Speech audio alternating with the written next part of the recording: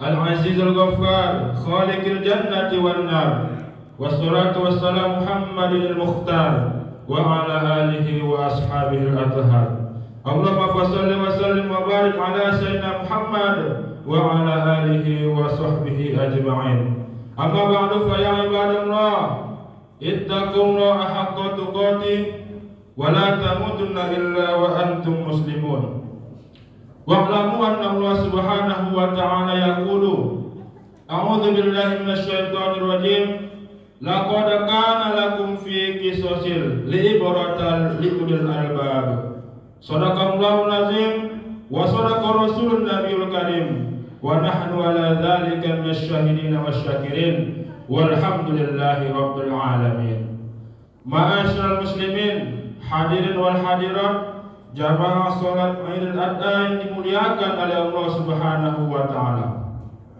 Pada dasarnya jamaah yang dimuliakan Allah Subhanahu wa taala, apa yang kita lakukan di dunia ini itu akan kembali kepada kita.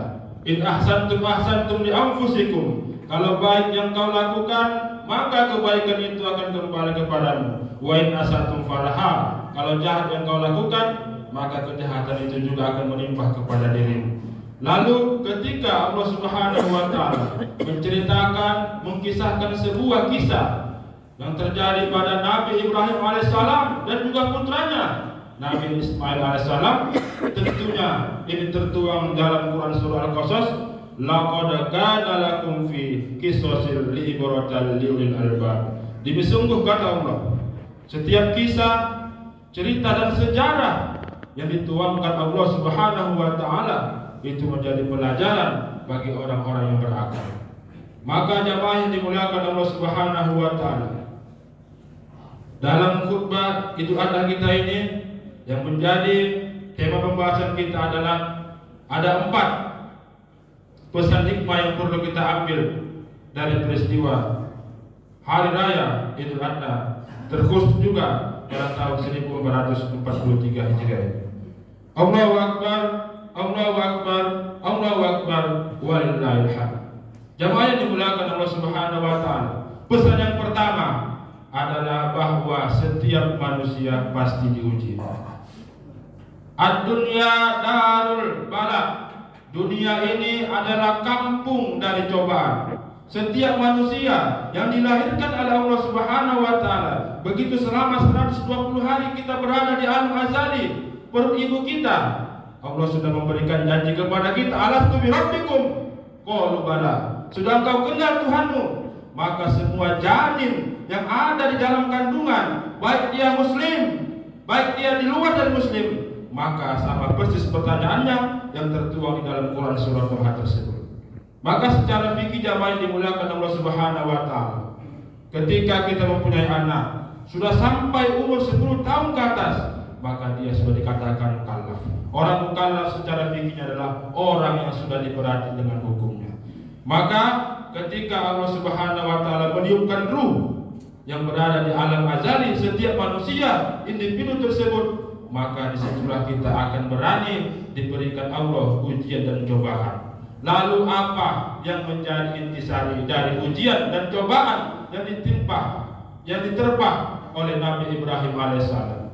Jamaah yang dimuliakan Allah Subhanahu wa taala, Nabi Ibrahim alaihissalam dan juga putranya Nabi Ismail alaihissalam, Allah Subhanahu wa taala memberikan ujian dan cobaan. Hal yang pertama sekali adalah kepada ayahnya.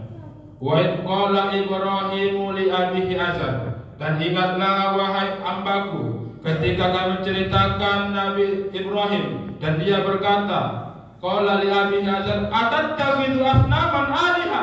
Wahai ayahku, kenapa engkau menyembah berhala? Inilah ujian yang pertama sekali diberikan Allah untuk membebaskan dia, untuk membersihkan dia, dan juga untuk meningkatkan nilai iman kepada Allah Subhanahu wa taala. Maka jamaah yang dimuliakan Allah Subhanahu wa taala, semakin jauh layang-layang terbang, maka semakin kuat hempasan benang dari situ. Semakin tinggi pohon terbang ke atas, semakin tinggi pohonnya menaik ke atas, maka semakin kencang juga angin yang diterpa dari tersebut. maka semakin tinggi iman seseorang, semakin hijrah dia, semakin istiqomah dia, maka Allah Subhanahu wa taala akan memberikan ujian, cobaan kepada dia. Kenapa? Ahasiban nasu ayyasraku ayyaqulu amanna wa hum la yuftanun. Kamu tidak akan dibiarkan saja kamu berkata kami beriman ya Allah, kami beriman ya Rasulullah, tetapi iman kalian belum diuji dengan apa? Diberikan ujian dan cobaan oleh Allah Subhanahu wa taala. Allahu akbar, Allahu akbar, Allahu akbar, walillahil hamd. Ujian pertama kepada ayahnya. Ayahnya bukan hanya penyembah berhala, penyembah patung, tetapi pembuat patung dan berhala tersebut. Inilah yang dialami oleh Nabi Ibrahim alaihissalam. Dia selalu berdoa kepada Allah, ya Allah, ya Rabb. Makanya di dalam sejarah tarikh menceritakan bahwa Nabi Ibrahim itu secara tauhidnya pertama dia autisme, artinya dia untuk mencari kepada Tuhannya, sehingga dia merenungi ketika dia melihat matahari, oh inilah Tuhanku. Tetapi dia ketika melihat malam, matahari tidak ada. Ketika malam hari dia melihat bulan, inilah Tuhanku. Tetapi pada siang hari dia tidak ada. Artinya apa jamaah yang dimulakan Allah Subhanahu wa taala? Dalam ilmu tauhidnya, Tuhan tidak pernah tidak ada. Tidak selamanya tidak ada itu tidak ada. Karena yang tidak ada itu pasti ada. Maka orang-orang yang beriman itu nanti akan diberikan Allah tanpa hijab. Dia akan bertemu dengan Rabbul Jalil. Maka jemaah dimulakan Allah Subhanahu wa taala, ketika seseorang hamba yang rajin berpuasa, maka dia mendapatkan kenikmatan. Salah satu kenikmatannya adalah dia bertemu dengan Rabbul Jalil. Jemaah yang dimulakan Allah Subhanahu wa taala. Begitu juga orang yang selalu diberikan ujian dan cobaan, diberikan selalu masalah, tetapi dia selalu mendekatkan diri kepada Allah. Inilah disebut dengan sakit hati dan juga sakit yang diberikan Allah, tetapi dia selalu menghakikatkan cintanya kepada Allah Subhanahu wa taala. Dia tidak penting lagi seberapa hartanya habis untuk berkurban. Dia tidak penting lagi seberapa hartanya habis untuk membelanjakan anaknya sekolah keluar ke sana. Tetapi yang dipikirkan adalah apa yang kuberikan, apa yang kulakukan adalah bermanfaat kepadaku dan juga bermanfaat untuk nanti ketika aku bertemu dengan Rabbul Jalil. Allahu akbar, Allahu akbar, Allahu akbar, walillahil hamd. Ujian pertama telah selesai. Ujian kedua disambut oleh Nabi Ibrahim kepada masyarakatnya. Masyarakatnya mengikat Nabi Ibrahim alaihissalam dan membakarnya. Tetapi Allah Subhanahu wa taala tertuang dalam Quran surah Al-Anbiya ayat 68. Ya nar kuni bardan wa salaman ala Ibrahim. Apa yang terjadi jamaah yang dimulakan Allah Subhanahu wa taala?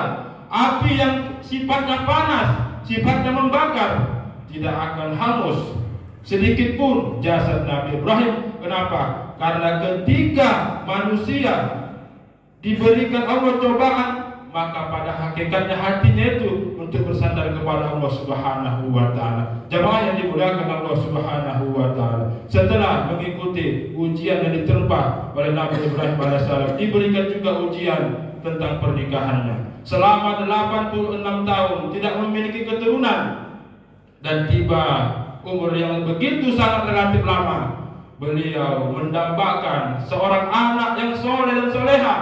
Selalu dituangkan oleh Nabi Ibrahim berdoa kepadanya, kepada Allah Subhanahu wa taala, Rabbi habli minas solihin. Ya Allah, kasih aku anak yang soleh. Maka jamaah yang dimuliakan Allah Subhanahu wa taala, terkhusus kepada jamaah kita ibu-ibu, mari sama-sama kita selalu membacakan Rabbi habli minas solihin. Kenapa? Karena aset terbesar kita adalah memiliki anak yang soleh dan juga soleha. Maka nanti pesan selanjutnya adalah bagaimana suksesnya Nabi Ibrahim mendidik anaknya Nabi Ismail dengan predikat agama, tentunya juga untuk bermanfaat kepada dia dan juga kepada agama Allah Subhanahu wa taala. Allahu akbar, Allahu akbar, Allahu akbar, wallahil hamd. Maka pada ketika itu Allah Subhanahu wa taala mengabulkan doa Nabi Ibrahim dan mendapatkan seorang anak, seorang putra yang sangat bagus dan juga sangat dicintainya. Namun jamaah yang dimuliakan Allah, ketika umur 13 tahun Nabi Ibrahim alaihissalam bermimpi bertemu dengan Rabbnya dengan perintah untuk menyembelihlah anaknya tersebut. Kenapa sedemikian? karena memang sudah dituangkan oleh Allah Subhanahu wa taala melalui Rasulullah sallallahu alaihi wasallam, la yu'minu ahadukum hatta akuna ahabba ilahi min malihi wa walidihi wan nasi ajmain. Kamu tidak akan dikatakan beriman sebelum kamu mencintai dirimu dan juga mencintai, membelanjakan apa yang kamu cintai. Beginilah sepertinya Nabi Ibrahim alaihissalam. Begitu dia mencintai anaknya, karena sudah 86 tahun untuk menunggu keturunan yang soleh dan soleha, tetapi juga untuk mendapatkan tersebut Allah Subhanahu wa taala memberikan perintah untuk membeli. Ya bunai, ya anakku, sesungguhnya aku fil manam, aku tadi malam bermimpi. Bagaimana pendapatmu? Inni anni adbahuka, aku menyembelih engkau. Fanzur madza tara, bagaimana pendapatmu? Bagaimana pendapatmu wahai anakku? Apa kata Nabi Ismail dengan sangat lantang dan juga keyakinan yang sangat mantap? If'al ma tumar. Ya Allah, ya ayahku, maka kerjakanlah apa yang diperintahkan oleh Allah Subhanahu wa taala. Insyaallah minas sabirin. Semoga kita mendapatimu dan juga aku mendapatimu dan juga engkau mendapatiku menjadi orang-orang yang sabar. Jamaah yang dimuliakan Allah Subhanahu wa taala. Kenapa di dalam tentang penyembelihan hewan kurban di akhir ayat tersebut adalah tentang kesabaran? Bahwa jamaah yang dimuliakan Allah Subhanahu wa taala, bahwa pahala yang tidak ada timbangannya, pahala yang tidak mampu mizan untuk menimbang berapa berat pahala tersebut adalah keutamaan dari orang-orang yang bersabar. Maka bersabar ini jamaah yang dimuliakan Allah Subhanahu wa taala identik dengan amal ibadah kita, identik dengan apa yang diberikan Allah Subhanahu wa taala. Karena ujian dan cobaan itu bukan hanya ketika apa yang kita tidak sukai, bahkan apa yang menganggap kita itu suatu kenikmatan. Terkadang jamaah yang dimuliakan Allah Subhanahu wa taala, kita menganggap kemiskinan adalah cobaan. Dan bahkan kebanyakan manusia kekayaan tidak menjadi cobaan. Tetapi para ulama sufi mengatakan kekayaan, kemiskinan, kecantikan, harta, kedudukan dan jabatan, semuanya itu adalah cobaan dan ujian yang diberikan Allah Subhanahu wa taala. Tetapi ayat dari Ali Imran tersebut adalah bagi orang-orang yang berakal, yang mampu menerjang dan juga mengimplementasikan bagaimana kenikmatan yang diberikan Allah kepada kita. Apakah semakin taat, apakah semakin laknat kita kepada Allah Subhanahu wa taala. Tetapi kalau kita semakin taat kepada Allah Subhanahu wa taala dengan kekayaan, dengan harta, jabatan, anak dan kedudukan, disitulah Allah Subhanahu wa taala akan memberikan dia hidayah perlahan demi perlahan agar dia memang betul-betul ikhlas dan juga tenang dalam beribadah kepada Allah Subhanahu wa taala. Allahu akbar, Allahu akbar, Allahu akbar, walillahil hamd. Jamaah yang dimuliakan Allah Subhanahu wa taala. Tentu yang pertama sekali adalah bagaimana kita menyikapi ujian dan cobaan dari segala apa yang diberikan Allah Subhanahu wa taala. Jangan menjadikan ujian dan cobaan itu malah kita semakin jauh kepada Allah Subhanahu wa taala. Kenapa? Karena kita yakin dan percaya kita mendapatkan ujian, kita mendapatkan masalah, orang juga mendapatkan ujian dan juga masalah. Semakin tinggi kelas seseorang tersebut, maka semakin berat juga soal yang diberikan kepada orang-orang tersebut. Allahu akbar, Allahu akbar, Allahu akbar, walillahil hamd. Inilah pesan yang pertama, agar kita memang mampu mengambil iktibar, mengambil pelajaran dari peristiwa Idul Adha terkhusus pada tahun kali ini. Allahu akbar, Allahu akbar, Allahu akbar, walillahil hamd. Lalu pesan yang kedua adalah bahwa manusia ini, hidup ini juga butuh dengan pengorbanan. Semakin cinta kita dengan harta yang diberikan Allah titipan tersebut, maka suatu saat Allah akan menguji dengan tersebut. Maka pengorbanan Nabi Ibrahim alaihissalam adalah apa yang dia cintai dan juga apa yang menurut Allah dia cinta. Makanya secara filosofinya jamaah dimulakan Allah Subhanahu wa taala, terkadang akal kita ini tidak menerima apa dalam hati kita. Ketika kita berdoa kepada Allah Subhanahu wa taala, ya Allah, aku pengen mobil, aku pengen rumah mewah. Tetapi kadang dalam akal kita tidak meyakini apa isi hati kita. Inilah salah satu dalam ilmu tauhidnya, keburuk sangkaan dia dengan apa yang didoakan itu kepada Rabbul Jalilnya. Maka jamaah yang dimulakan Allah Subhanahu wa taala, kenapa kita memang betul-betul tidak begitu percaya dan yakin tentang doa kita?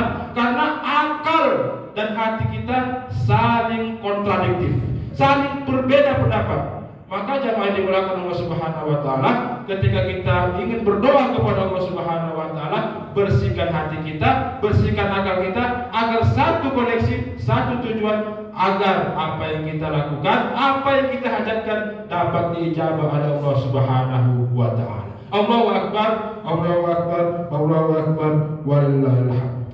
Maka kita lihat pengorbanan Nabi Ibrahim alaihissalam. Kita juga di sini. Memang dalam ulama mazhab Imam Hanafi mengatakan hukum berkurban itu adalah wajib. Tetapi ketiga pendapat ulama mazhab Imam Syafi'i, Imam Hambali, Imam Maliki mengatakan sunnah muakkad. Tetapi kalau kita lihat di dalam kitab Matan Ghoyah, salah satu karangan dari ulama mazhab Syafi'iyah, beliau mengatakan bahkan lebih menekankan walaupun sunnah muakkad, kalau kita berlebih harta setiap tahunnya, maka wajib bagi kita untuk berkurban pada hari raya Idul Adha tersebut. Kenapa jamaah dimulakan Allah Subhanahu wa taala? Karena secara ekonomial kita, ada orang yang mampu membeli Android, yang mampu membeli batu akik, yang mampu membeli sesuatu yang tidak bermanfaat dalam ibadahnya, tetapi ketika hari raya Idul Kurban dia tidak mampu. Makanya ini memang salah satu trik dan juga jalan setan. Allah Subhanahu wa taala menerangkan asyaitonu ya'idukumul fuqara. Setan itu membisikkan kepada telinga kita, kamu miskin ketika beribadah, kamu miskin kurang-kurang. Ketika kita mempunyai uang 10 juta, ingin kita sumbangkan 2 juta, maka kita mengatakan kurang-kurang. Kenapa? Karena sudah bersemayamlah setan dalam hati kita itu. Kenapa sedemikian? Karena tidak memahami hakikat di dalam beribadah dan juga lebih mengimplementasikan untuk kehidupan nanti di akhirat. Allahu akbar, Allahu akbar, Allahu akbar, walillahil hamd. Maka jamaah yang dimulakan Allah Subhanahu wa taala, setiap tahunlah kita berkurban.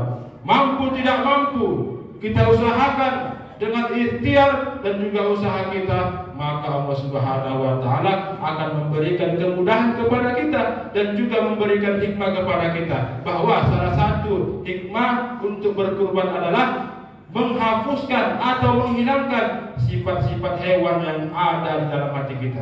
Sifat hewan itu ada yang pemalas jamaah. Maka dengan berkurban kita berdoa kepada Allah agar kita terhindar dari pemalas. Allahumma inni a'udzubika minal jubni wal khabath. Allah Subhanahu wa taala untuk lebih menjauhkan kita dari sesuatu sifat kasar dan juga dari sifat-sifat yang lebih identik juga dengan perilaku dan juga karakteristik orang-orang dari di luar dari ayat ajaran Islam tersebut. Allahu akbar, Allahu akbar, Allahu akbar, walillahil hamd. Maka jamaah yang dimuliakan Allah Subhanahu wa taala, pengorbanan kita kali ini adalah bagaimana harta yang kita miliki, kedudukan yang kita miliki, jabatan, bagaimana agar kita memang terus-terus untuk mendekatkan diri kepada Allah Subhanahu wa taala, agar itu menjadi nilai transfer pahala kepada kita. Ingatlah, orang yang paling bahagia adalah putus napasnya tapi tidak putus pahalanya. Tetapi orang yang paling menyedihkan adalah putus napasnya tapi tidak putus dosa-dosanya. Inilah dikatakan Allah Subhanahu wa taala, dengan sedekah jariah, dengan amal jariah, kita sebarkan amal-amal kita yang memang betul-betul itu mampu memberikan ilmu kepada kita, memberikan pahala yang banyak kepada kita sekalipun kita telah tiada di dunia ini. Maka segala sesuatu masa lalu memang tidak akan terjadi, tetapi nama baik akan dikenang orang setelah engkau mati. Itulah pesan dari Buya Hamka. Ketika kita mampu memberikan umur kedua kali adalah ketika kita mampu setelah hidup itu untuk melakukan sesuatu yang baik, karena ketika kita mati itu orang-orang lain akan memberikan kenangan yang terbaik kepada kita.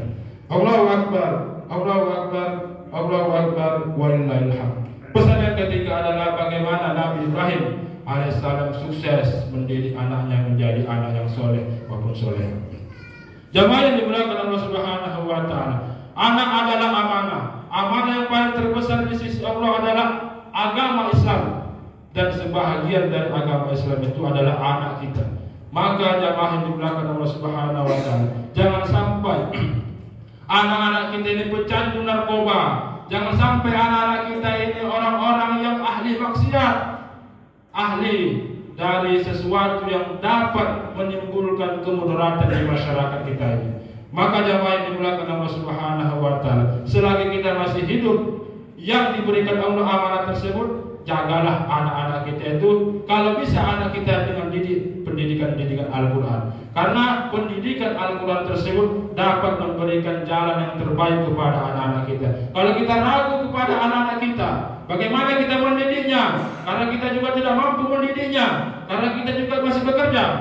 Maka sekolahkanlah anak-anak kita dengan pondok-pondok pesantren, dengan tahfiz Quran, agar anak-anak itu menjadi aset berharga, tabungan berharga ketika kita telah tiada di dunia ini. Allahu Akbar, Allahu Akbar, Allahu Akbar, walillahil hamd. Bagaimana Nabi Ibrahim alaihissalam memberikan ketenangan kepada anak, memberikan salah satu untuk penerangan agar agama Islamnya tertancap dalam hatinya. Maka ada salah satu kata-kata yang salah ketika dia memarahi anaknya, maka dikatakannya, jangan kau lakukan, nanti ayahmu marah. Jangan kau lakukan, nanti mamamu marah. Maka itu salah satu hal yang salah. Tapi yang baik adalah jangan kau lakukan, Allah marah. Jangan kau lakukan, Allah murka. Ditanamkan sifat tauhid ke dalam hati anak kita agar nanti dia besar tahu dia mana yang baik dan juga mana yang benar.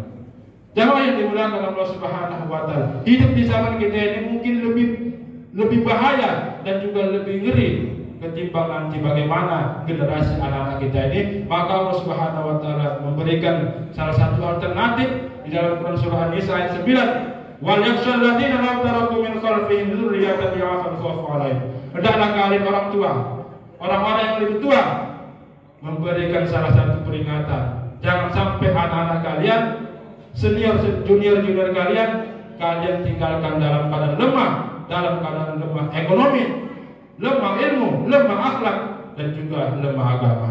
Allahu Akbar, Allahu Akbar, Allahu Akbar, walillahil hamd. Lalu pesan yang keempat yang diberikan ajaran kepada Nabi Ibrahim alaihissalam kepada kita adalah untuk memakmurkan masjid. Man taraka sholatan muta'ammidan faqad kafara zihara. Siapa yang sengaja meninggalkan sholat satu kali dalam satu waktu, maka dia kafirlah secara nyata. Maka ulama mazhab mengatakan orang yang sengaja meninggalkan sholat fardu berjamaah di masjid, maka dia mendapatkan dia.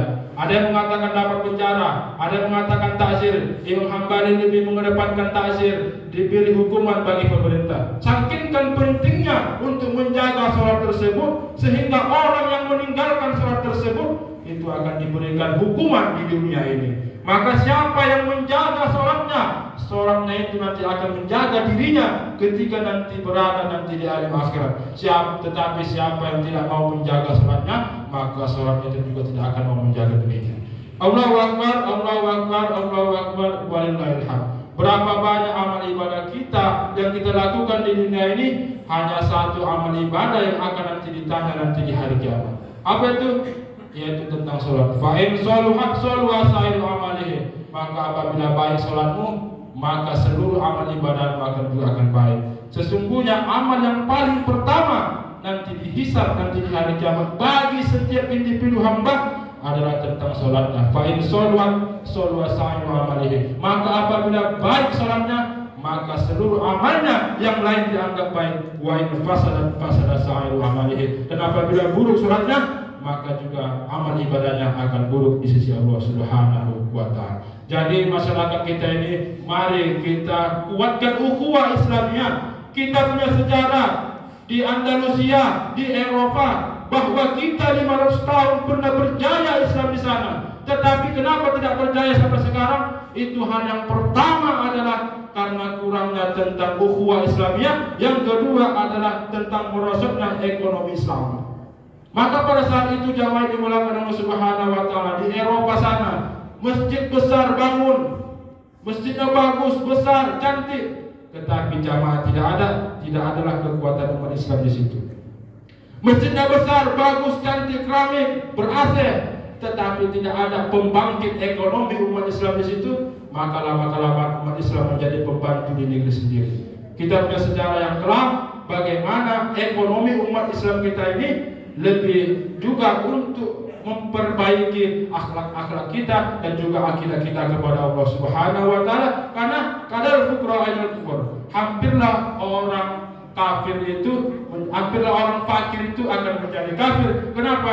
Karena dengan faktor ekonomi dia bisa menjual diri. Dengan faktor ekonomi tidak ada beras, dia rela untuk murtad. Dengan faktor sesuatu yang tidak dapat mengenyangkan hidupnya, dia bisa menjualnya agama sendiri. Nauzubillah, nauzubillah, nauzubillah. Allahu akbar, Allahu akbar, Allahu akbar, walillahil hamd. Maka 4 pesan ini menjadi iktibar kepada kita agar kita menjadikan diri kita ini senang bahagia di dunia dan juga senang bahagia nanti juga di akhirat. Semoga Allah Subhanahu wa taala memberikan keistiqomahan dan juga kekuatan kepada kita agar kita memang betul-betul Islam ini Islam rahmatan lil alamin, mampu menjaga peradaban umat Islam, mampu menjaga ukhuwah Islamiyah dan juga mampu menjaga amal ibadah kita ini. Karena semua kita ini sedang mengumpulkan air itu adalah pahala. Bagaimana agar air ini tidak jatuh dan juga tidak curah?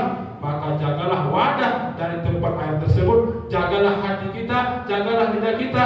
Jangan sampai lidah kita ini merusak ukhuwah Islamiyah kepada sesama kita, sesama PKI semuanya, dan juga sesama masyarakat yang dimuliakan Allah Subhanahu wa taala. Allahu akbar, Allahu akbar, Allahu akbar, wallahil hamd. Mungkin jemaah yang dimuliakan Allah Subhanahu wa taala, inilah khutbah Idul Adha yang serba singkat ini, semoga memberikan manfaat dan juga motivasi kepada kita semuanya. Barakallahu wa lakum fil Qur'anil azim.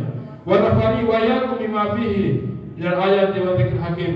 Wa taqabbal minna wa minkum tilawatahu innahu huwal ghafurur rahim.